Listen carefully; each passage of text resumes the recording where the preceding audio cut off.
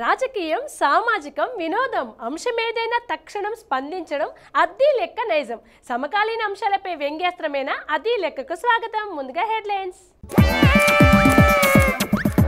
అసెంబ్లీలో జీవన్ రెడ్డితో కేసీఆర్ గుసగుసలు, ప్రపంచ వింతగా చూసిన సభ్యులు. పెళ్లి పేరుతో ఓ ప్రబుద్ధుడి ఘరానా మోసం, 700 మందికి వలవేసిన మదన కామరాజు. తప్పప్పులపైనే సాగుతున్న సభాపర్వం, దొంగ నువ్వంటే నువ్వంటూ వాదులాట. ఢిల్లీలో మళ్లీ రోడ్డెక్కిన ఎలక్ట్రానిక్ రిక్షా, డిజిటల్ రిక్షాయే మిన్నంటున్న ప్రయాణికులు. ఆమె ప్రేమ ఒక మోసం, దోచుకోవడం కోసం ప్రేమ నాటకమడిన దొంగల బ్యాచ్.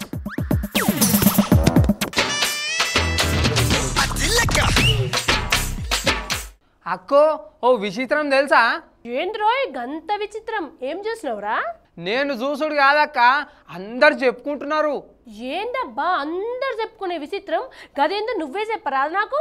అసెంబ్లీ సమావేశాలు ఎలా జరుగుతున్నాయి, వాళ్ళని వీళ్ళు తిట్టుడు, వీళ్ళని వాళ్ళు తిట్టుడు, ఇదే కదా రోజు మనం బాధపడుతున్నది. అవునరా, కొంపదీసి వాళ్ళేమన్నా కొత్తగా ప్రశాంతంగా మంచిగా జరుగుతున్నాయి ఏంది అసెంబ్లీ సమావేశాలు? మనోళ్లకు అంత సీన్ లేదులే కానీ ఇంకో విచిత్రం జరిగిందట. విచిత్రం విచిత్రం అని ఊరించకుండా గా విషయం ఏంద్రో చెప్పురా రాముడు. అసలే టెన్షన్ తోటి చచ్చిపోతున్నా. ప్రతిపక్షాల లొల్లిని ఆపేందుకు తెలంగాణ సీఎం కేసీఆర్ సారు బ్రహ్మాండమైన ఉపాయం ఆలోచించినట. ఆలోచించడమే కాదు, నిన్న అసెంబ్లీ సాక్షిగా చేసి చూపించినట.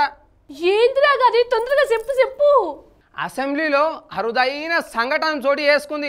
ఇట్లాంటి సంఘటన కాదండోయ్, స్వాతంత్రం వచ్చిన తర్వాత ఇప్పటి వరకు అటువంటి సంఘటన జరగలేదంట. ఉప్పు నిప్పు ఎక్కడైనా కలుస్తాయా? తెలంగాణ అసెంబ్లీలో మాత్రం ఉప్పు నిప్పు లాంటి నేతలు ఒక్క చోట కూర్చున్నారు. అలా కూర్చున్న వాళ్ళు ఎవరో కాదు, సాక్షాత్తు మన తెలంగాణ ముఖ్యమంత్రి. తెలంగాణ సీఎం అంటేనే మంచైనా చెడైనా చాలా దూకుడు మనిషి అంట. ప్రతిపక్షాన్ని ఎండగట్టడంలోనూ సార్ వారి దూకుడే వేరంటారు. అలాంటి మనిషి విచిత్రంగా అపోజిషన్ వాళ్ళ కుర్చీల దగ్గరకు పోయి హుషారుగా కబుర్లు చెప్పడంతో ఆ చిత్రం సభ్యులందరికీ ఓ విచిత్ర సన్నివేశంలా కనిపించింది. అసెంబ్లీలో చర్చలు వాడివేడిగా జరుగుతున్నాయి కదా. దళిత గిరిజన ఉప ప్రణాళికల వ్యాయంపై చర్చ జరపాలన్న అంశంపై జరిగిన ప్రత్యుత్తరాల సమయంలో కాంగ్రెస్ ఎమ్మెల్యే మాజీ మంత్రి జీవన్ రెడ్డి సార్ కూడా తీవ్ర స్థాయిలో మండిపడ్డారు. ఎస్సీ ఎస్టీ నిధులను వారికే కేటాయించాలని డిమాండ్ కూడా చేశారు. కానీ దురదృష్టం ఏంటంటే లక్షలాది నిరుద్యోగ యువత, వాళ్ళు కూడా దళితులు, బలహీన వర్గాల అధ్యక్ష. మరి అటువంటి వారికి కొరకు ఉద్దేశించినటువంటి ఒక కార్యక్రమం ఒకటి, ఎంపికలో అలసత్వం. దయచేసి ఇక్కడ ప్రభుత్వం ఆ ప్రభుత్వం ఈ ప్రభుత్వం అని చెప్పని నేను విమర్శలు పోవటం లేదు. ఇవాళ ఏదైతే ఉందో ఎవరమైనా కానీ నేను గౌరవ మంత్రి గారికి నిర్మాణాత్మకంగా ఇది నిరుపేద వర్గాలకు సంబంధించింది కాబట్టి వాళ్ళకి ఏ విధంగా సహకరిద్దాం, ఉపయోగపడతాం అనేది ఆలోచన చేయాలంటున్నాను. ఆయన వాదనకు మిగతా సభ్యులు కూడా మద్దతు తెలపడంతో చర్చకు పట్టుబడ్డారు. దాదాపు 10 నిమిషాలు ఆందోళన జరిగాయి. అప్పుడే జరిగిందట ఓ అరుదైన ఘటన. సాక్షాత్తు సీఎం కేసీఆర్ సారే జీవన్ రెడ్డి గారి దగ్గరికి వెళ్ళి ఆయన పక్కనే కూర్చున్నారు. ఏం చెప్పారో ఏమో గాని తర్వాత జీవన్ రెడ్డి సార్ కూడా సైలెంట్ అయిపోయారట. అందువల్ల ఈ ఎస్సీ ఎస్టీలది భూములో జరుగుతున్నప్పుడు జీవన్ రెడ్డి గారు నేను మీకు ట్రాన్స్పరెంట్ చెప్తా ఉన్నాను. నేను ఇయ్యమని చెప్తే వీళ్ళు కొంతనన్నా బ్యాంకుల పాత్ర ఉండాలంటే నేను చాలా సీరియస్గా వ్యతిరేకించిన వాళ్ళు నేను మొదటి వ్యక్తి. అది ఇంప్లిమెంట్ కాదుగా, మీరు చేయరు, మళ్ళీ పాత కథ అవుతుంది అని నేను కోపం చేసి ఏం పర్వాలేదా ఈ పేద దళితులకు ఇచ్చే కన్నా ఇన్ని కానులు చూడన్నా నాకు అర్థం కాదని ఆల్మోస్ట్ అరిసినంత పనిచేసి 100% మీరే కొనండి, ఇలా ఏం వద్దు అని చెప్పాను. అందువల్ల కనీసం ఆకాస్త భూమి అయినా తొందరగా కొని 15th ఆగస్టు లాంచ్ చేయగలం అధ్యక్ష. 100% నాకు కూడా ఈ స్కీమ్లో ఇంప్లిమెంటేషన్ పట్ల నాకు అసంతృప్తి ఉంది అధ్యక్ష. ఉన్న పద్ధతి బాగలేదు. బ్యాంకులు ఏదో వంక పెట్టి ఏదో కథ చేసి ఎగ్గొడుతున్నాయి తప్ప ఇవ్వడం లేదు. వాళ్ళ దగ్గరేమో కోలాటరల్ సెక్యూరిటీ ఉండలేదు అధ్యక్ష. లేకపోవడం వల్ల మనం అనుకున్న టార్గెట్స్ కూడా వస్తలేవు. సభానాయకుడైన ముఖ్యమంత్రి రాష్ట్ర శాసనసభ చరిత్రలోనే ఇలా ప్రతిపక్ష శాసనసభ్యుల వైపు వెళ్లి ఇలా సముదాయించలేదని రాజకీయ రంగ నిపుణులు అంటున్నారు. తర్వాత సమగ్ర సర్వేపై ప్రతిపక్షాలు ఆందోళన చేస్తున్నప్పుడు మంత్రి పద్మరావు కూడా బీజేపీ నేత లక్ష్మణ్ దగ్గరకు వెళ్లి సభకు సహకరించాల్సిందిగా చేతులు పట్టుకుని బతిమలాడాడట. మొత్తానికి తెలంగాణ సీఎం మంత్రులు అపోజిషన్ వాళ్ళ నోళ్లు కట్టేయడానికి మంచి ప్లానే వేసినట్టుంది. చూసినావా అక్క కేసీఆర్ సార్ ఎట్లా చేసిండో? ఆయనే కాదు గా పద్మారావు సార్ కూడా గదే చేసే. అంటే కొత్త ఉపాయం అవునా కాదా? కొత్త ఉపాయం అవునో కాదో కానీ మంచి ఉపాయమే తీరా. ఎట్లాగూ గట్టిగా చెప్తే ఊరుకోనికి స్కూల్ పిల్లలు కాదు కదా వాళ్ళు. అందుకే కేసీఆర్ సార్ గట్ల దగ్గరకు పోయి మాట్లాడుంటారు. ఏమైనా సీఎం లాంటి వాడు దగ్గరకు వచ్చి మాట్లాడితే ఎవరు మాత్రం మెత్తబడరు చెప్పు. అంతే అక్క, ఇక నుంచి అన్ని రాష్ట్రాలలో సీఎంలు ప్రతిపక్షాలని గిట్లనే మంచిగా చూసుకుంటారేమో అనిపిస్తున్నది. ఏమో కానీ ఇంకో వార్త చదువుర్రా రాముడు. ఒక మంచి వార్త చెప్పినా కదా, ఒక చెడ్డ వార్త గురించి కూడా చెప్తా, వింటావా? ఓర్ని చెడ్డ వార్త ఏందిరా? ఈ మధ్య ఇటువంటి వార్తలు కూడా చదువుతున్నావా ఏంది? సరే ఏంది విషయం ఇంతకు? ఏం లేక దేశంలో కేటుగాళ్ళు అమ్మాయిలను మోసం చేసే మాయగాళ్ళు ఎక్కువైపోతున్నారు. వీడు అందరికంటే బద్మాష్ అనుకో. గంత వెదవెవరు రోయ్? చెప్పు ఇంతకు వాడు ఏం చేసినా కూడా చెప్పు. పెళ్లి పేరుతో ఒక్కరిద్దరి ఆడపిల్లల్ని మోసం చేసే మాయగాళ్ళని చూసినాం. కానీ ఒక మొగరాయుడు ఏకంగా పెళ్లి పేరుతో సుమారు 30 మంది అమాయక అమ్మాయిల్ని టోకర కొట్టించాడు. ఏంది గలాంటి మృగరాయులు కూడా ఉంటారా అనే కదా మీ డౌటు? ఉన్నాడు ఇప్పుడు జైల్లో ఊసలు కూడా లెక్క పెడుతున్నాడు. పెళ్లి పేరుతో 30 మంది అమ్మాయిలను మోసగించి అందిన కాడికి సొత్తు దోచుకున్నాడు. పెళ్లి చేసుకుంటానని మరో 700 మంది అమ్మాయిలకు ప్రపోజల్ పంపాడు. అంత సవ్యంగా సాగిపోతుంది అనుకుంటున్న టైంలోనే ఓ బాధితురాలు ఫిర్యాదుతో అడ్డంగా దొరికిపోయాడు ఓ మదన కామరాజు అలియా శివ. సైబరాబాద్ పోలీసులకు చిక్కిన ఇతగాడు తల్లిదండ్రులు సోదరుడితో కలిసి బెంగళూరులో ఉంటున్నాడు శివ. షాదీ.com, భారత్ మ్యాట్రిమోనీ, తెలుగు మ్యాట్రిమోనీ లాంటి వెబ్సైట్లలో పెళ్లి కోసం దరఖాస్తు చేసుకున్న అమ్మాయిలు, విడాకులు పొందిన మహిళలతో ఫోన్ ద్వారా పరిచయం చేసుకుంటున్నాడు శివ. పెళ్లి చేసుకుంటానని చెప్పి నేరుగా వాళ్ళ ఇంటికి వెళ్తాడు. తను బెంగళూరులో సాఫ్ట్వేర్ ఇంజనీర్ గా పనిచేస్తున్నానని, తల్లిదండ్రులు విదేశాల్లో ఉంటున్నారని కొన్ని నకిలీ ఫోటోలు చూపించి నమ్మిస్తాడు. ఆ తర్వాత అమ్మాయిల్ని లోబర్చుకుంటాడు. అందిన కాడికి బంగారు నగలు, ల్యాప్టాప్, నగదు చాకచక్యంగా నొక్కేసి కనబడకుండా చెక్కేస్తాడు శివ. ఇలా ఇప్పటిదాకా హైదరాబాద్, బెంగళూరుకు చెందిన 30 మందిని ఇలా మోసం చేశాడు ఇతగాడు. కానీ చేసిన పాపం పండగ పోదుగా. ఇదే క్రమంలో జల్పల్లికి చెందిన ఓ యువతిని కూడా మోసగించాడు. ఆ యువతి ఫిర్యాదు చేయడంతో ఎట్టకేలకు పోలీసులకు చెక్కగా తప్పలేదు. తీగలాగితే డొంకంతా కదిలినట్టు ఇతగాడు సుమారు 700 మందికి గాలం వేసినట్టు తెలిసింది. ఇలా ఈ మాయగాడి వల్ల అమాయకులే కాదు, సాఫ్ట్వేర్ ఉద్యోగులు, మహిళా జర్నలిస్టులు కూడా ఉన్నారట. చూసినావా తప్పు చేసిన వాళ్ళకు ఏం జరుగుతుందో? అమాయకపు మహిళల్ని మోసం చేసినోడికి గిట్లాంటి శాస్త్రమే జరగాలి. బొక్కలేసి కుళ్ళ పడవాలి ఎదవ అని. ఈ నేరాలు ఘోరాల గురించి తర్వాత ఆలోచిద్దాం కానీ మన 2 రాష్ట్రాల మధ్య ఎందుకు గొడవలు వస్తున్నాయి అంటావు? ఇంకెందుకురా నీళ్ళు కరెంటు గురించి. అక్క ఒక్కటి అడుగుతా, నిజం చెప్తావా? అడుగురా, గట్ల అడిగినవేంద్రా? నీతో ఎప్పుడైనా అబద్ధం చెప్పినా ఏంది? ఇంతకు దేని గురించో నీ డౌటు? గదే అక్క, కరెంటు విషయంలో 2 రాష్ట్రాల గొడవ గురించి తెలిసే కదా, అందులో నిజంగా తప్పకూడదంటావు? ఓర్ని అమ్మో, పెద్ద ప్రశ్న అడిగినావు రోయ్. అది తెలియకనే పెద్దోళ్ళు తలలు పట్టుకుంటున్నారు. నాకేం తెలియదు బాబు, నువ్వే చెప్పు. ఇప్పుడు 2 తెలుగు రాష్ట్రాలు విద్యుత్ కోసం కొట్టుకుంటున్నాయి కదా, మరి రెండిట్లో అసలు తప్పకూడదని సందేహం కలుగుతున్నది జనాలకు. దానికి మాత్రం ఎవ్వరు సమాధానం చెప్పకుండా నీదంటే నీదని మాత్రం విమర్శల మీద విమర్శలు చేసుకుంటున్నారు. విద్యుత్ కష్టాలకు చంద్రబాబే కారణం అని కేసీఆర్ అంటే, కాదు వారికి ముందు చూపు లేదని ఆ రాష్ట్ర మంత్రి అంటారా? ఏందో ఇదంతా నువ్వు దొంగ అంటే నువ్వు దొంగ అన్నట్టున్నది. రాష్ట్ర విభజన వల్ల తలెత్తిన సమస్యల్లో ముఖ్యమైనది, క్లిష్టమైంది విద్యుత్ సమస్య. మనిషి నిద్ర లేచిన దగ్గర నుంచి కరెంట్తోనే కదా పని. మరి అటువంటి కరెంట్ లేకపోతే ఎలా? ఆంధ్రప్రదేశ్ రాష్ట్రంలో కొంత నయమే అయినా తెలంగాణలో మాత్రం విద్యుత్ కొరతలతో జనాలు చాలా ఇబ్బంది పడుతున్నారు. కరెంట్ లేక పంటలు పండడం లేదని, రైతులు ఆత్మహత్యలు చేసుకుంటున్నారని ప్రతిపక్షాలు నానా యాగి చేస్తున్నాయి. రైతు ఆత్మహత్యల మీద పోచార శ్రీనివాసరెడ్డి గారు రైతులను హేళన చేస్తూ మాట్లాడారు. నేను డిస్కషన్ చేస్తలేను. నేను దయచేసి నువ్వు కావాలని దాడి చేస్తే ఎవరు ఊకోరు. Please please silence. నేను ఎవరంతా శాత కాకుండా అందరి ప్లీజ్ సైలెన్స్. ఇక్కడ శాత కాకుండా ఫ్లోర్ లీడర్స్ ఆల్ పార్టీస్ లేరు. నేను మీరు ఎదురుదాడి చేస్తే నేను మీ బుల్డోజ్ బంద్ చేయండి, మీ బుల్డోజ్ బంద్ చేయండి, అందరికి అవకాశం రానియండి. మీ ఇద్దరు మాట్లాడితే సరిపోదు. విద్యుత్ ప్రాజెక్టులన్నీ ఏపీలోనే ఉన్నాయని, అందువల్ల ఎక్కడ ఉత్పత్తి జరిగినా 2 రాష్ట్రాలు పంచుకోవాలని విభజన చట్టం చెప్తుంది. అయితే అన్ని పంపకాలు జనాభా ప్రతిపాదికన చేస్తూ ఒక్క కరెంట్ మాత్రం వినియోగం ప్రతిపాదికన పంపకం చేయటాన్ని ఏపీ నాయకులకు ఏమాత్రం నచ్చడం లేదు. 2 రాష్ట్రాలు విద్యుత్ కష్టాలు ఎదుర్కొంటున్నా ఏపీ మాత్రం కేంద్రం నుంచి మిగులు విద్యుత్ తీసుకోవడం, పొరుగు రాష్ట్రాల నుంచి ముందుగా కొనడం వంటివి చేసి తమ రాష్ట్రంలో విద్యుత్ సమస్య రాకుండా జాగ్రత్త పడింది. అటువంటి ముందు చూపు చొరవ తెలంగాణ సీఎం దగ్గర లేకనే విద్యుత్ సమస్య ఏర్పడిందన్న ఆరోపణలు వస్తున్నాయి. అయితే ఏపీ ఇవ్వాల్సిన 900 మెగావాట్లు విద్యుత్ ఇస్తే తెలంగాణలో కూడా కొరత తీరుతుందని సీఎం కేసీఆర్ అంటున్నారు. ఇదంతా కూడా నేను చెప్పింది 100% కరెక్ట్ అధ్యక్ష. అబద్ధాలు చెప్పే కర్మ నాకు లేదు. ఈరోజు ఆంధ్రప్రదేశ్కైనా తెలంగాణకైనా ఫర్మ్గా వచ్చేటువంటి విద్యుత్ శక్తి వస్తున్నటువంటిది కేవలం 9500 మెగావాట్లు మాత్రమే. 500 చిల్లర ఉంది అధ్యక్ష. వాళ్ళకు కూడా షార్టేజ్ ఉంది, వాళ్ళదేం చక్కదనం లేదు. ఇవాళ ఆంధ్రప్రదేశ్ కూడా కొంటున్నది అధ్యక్ష. దీనికి ఏపీ మంత్రి కూడా ఘాటుగానే సమాధానం ఇచ్చారులేండి.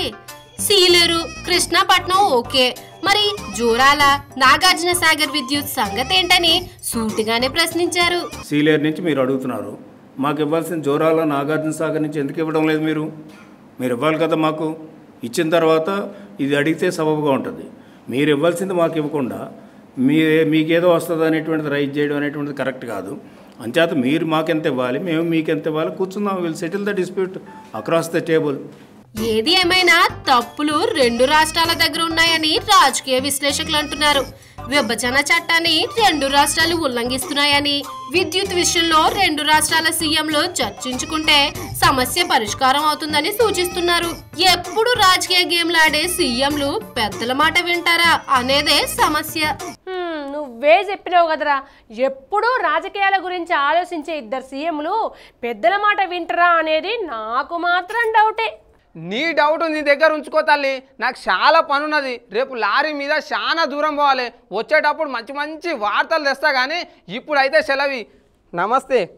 దేశ రాజధాని ఢిల్లీలో ఎలక్ట్రానిక్ రిక్షాలు జనాన్ని విపరీతంగా ఆకట్టుకుంటున్నాయి. డ్రైవర్తో పాటు మరో 4 ప్రయాణికులను ఈజీగా తీసుకెళ్లిపోతున్నాయట. ఈ మధ్య కేంద్ర మంత్రి గారు లాంఛనంగా ప్రయాణించిన ఈ ఎలక్ట్రానిక్ రిక్షాలంటే ప్రయాణికులు కూడా మంచిగానే ఆకర్షితులవుతున్నారట.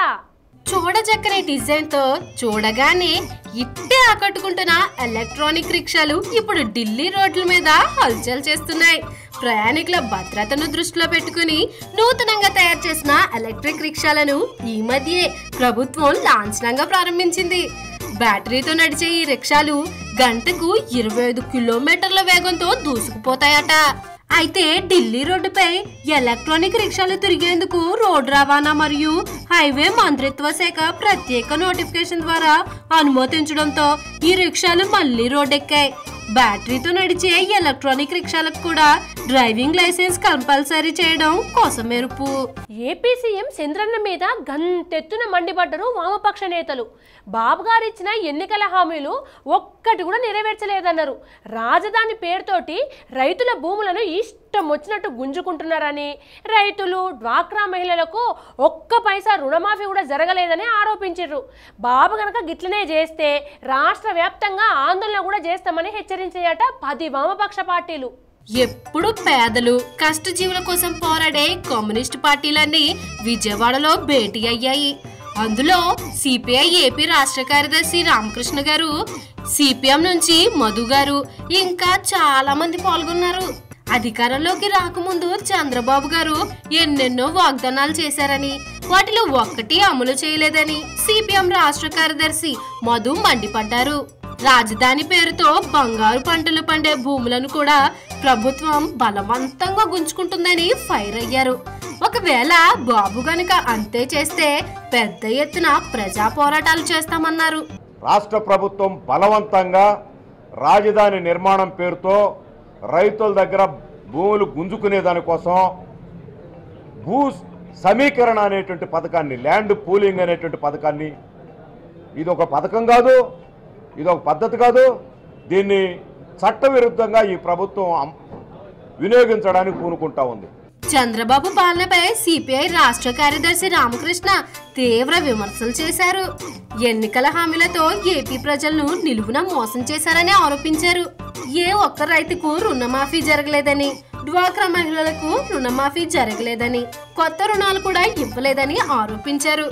రాజధాని పేరుతో రియల్ ఎస్టేట్ వ్యాపారాన్ని ప్రోత్సహిస్తున్నారని అన్నారు. ఇవాళ రైతులకు, డ్వాక్రా మహిళలకు, చేనేత కార్మికులకు చెల్లించాల్సిన రుణాలు 55,000 కోట్ల రూపాయలు ఉండగా రుణమాఫీ మొత్తం 55,000 కోట్ల రూపాయలు అయితే 5,000 కోట్ల రూపాయలు మాత్రమే కేటాయిస్తున్నారంటే వారు చెల్లించాల్సిన వడ్డీ మొత్తం 13,000 కోట్ల రూపాయలకు కూడా సరిపడదు. కాబట్టి వాళ్ళ రైతులను, చేనేత కార్మికులను, డ్వాక్రా మహిళలను ఈ ప్రభుత్వం దగా చేస్తున్నది, మోసం చేస్తున్నది, మాటలతో కాలయాపన చేస్తూ ఉన్నది. కాబట్టి 10 వామపక్ష పార్టీల తరఫున దీన్ని తీవ్రంగా ఖండిస్తూ ఉన్నాం. భేటీలో పాల్గొన్న 10 వామపక్ష నేతలు భవిష్యత్ కార్యక్రమాలపై చర్చించారు. ప్రజా ప్రయోజనాలను ఫనంగా పెడితే సహించేది లేదని, ప్రభుత్వ పాలనకు వ్యతిరేకంగా రాష్ట్ర వ్యాప్త ఉద్యమాలకు సిద్ధంగా ఉన్నామని హెచ్చరించారు. ఇగో అందరూ చెవులు పెద్దగా చేసుకునే వార్త కూడా చెప్తా. ముఖ్యంగా వయసులో ఉన్నోళ్ళు బాగా ఇనుండ్రి. ఫోన్లో అమ్మాయి పరిచయమైందని ఆనందపడుతున్నారా? పరిచయమైన అమ్మాయి ఐ లవ్ యూ చెప్పి పెళ్ళి కూడా చేసుకుందామంటే సంబరపడిపోతున్నారా? జాక్ పాట్ కొట్టేసినామని ఎగిరి గంతేస్తే మాత్రం మీకు మొదటికే మోసం వస్తే జాగ్రత్త. అరే గిట్టెందుకు చెప్తున్నది అనుకుంటున్నారా? అయితే మీరే చూడండి.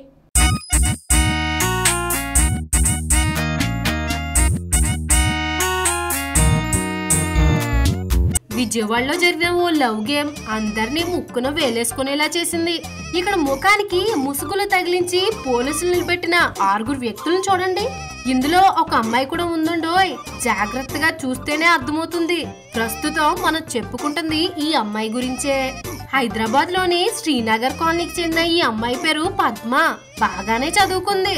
ఓ ప్రైవేట్ కంపెనీలో ఉద్యోగం కూడా చేస్తుంది.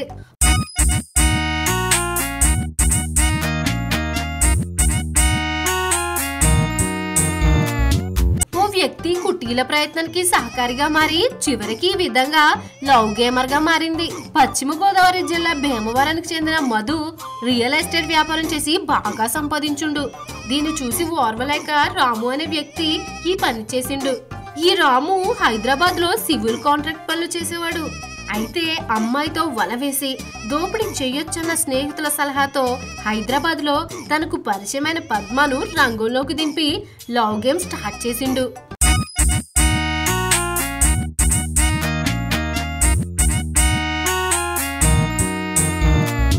మొదట తన ఫోన్ నుండి మధు ఫోన్ కు రాంగ్ కాల్ గా ఫోన్ చేసిన పద్మ పరిచయం చేసుకుని మాట కలుపుతూ మధుతో మాట్లాడుతూ వచ్చింది.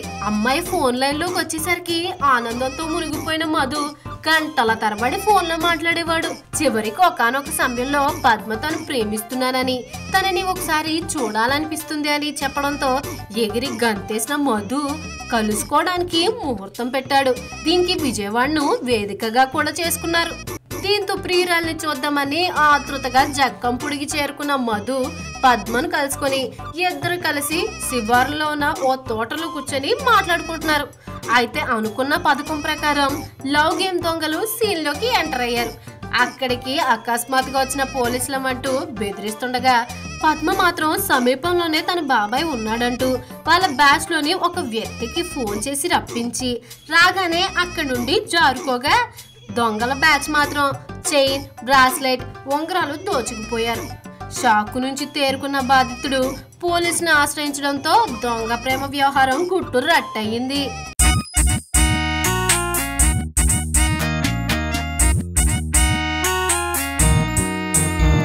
అద్దీ లెక్క వార్తలు ముగించే ముందు హెడ్లైన్స్ మరోసారి చూద్దాం. అసెంబ్లీలో జీవన్ రెడ్డితో కేసీఆర్ గుసగుసలు, ప్రపంచ వింతగా చూసిన సభ్యులు. పెళ్లి పేరుతో ఓ ప్రబుద్ధుడి ఘరానా మోసం, 700 మందికి వలవేసిన మదన కామరాజు.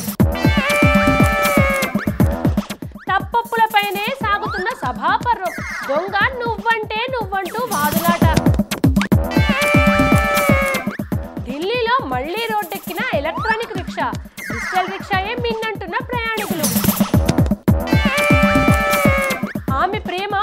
మోసం దోచుకోవడం కోసం ప్రేమ నాటకం ఆడిన దొంగల బ్యాచ్. లోకం తీరును కళ్ళ గట్టినట్టు చూపించి అందులో చెడును వదిలేసి మంచిని స్వీకరించమని చెప్పడమే అద్దీ లెక్క ఉద్దేశం. మరిన్ని లెక్కలతో మళ్ళీ కలుద్దాం. అంతవరకు సెలవు. నమస్తే.